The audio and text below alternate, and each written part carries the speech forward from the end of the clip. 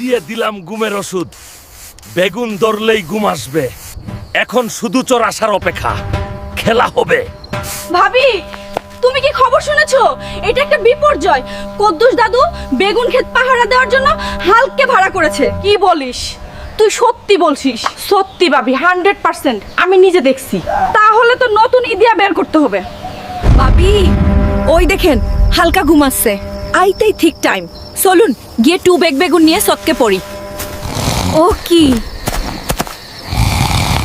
এই দেখি ডিজিটাল চোর।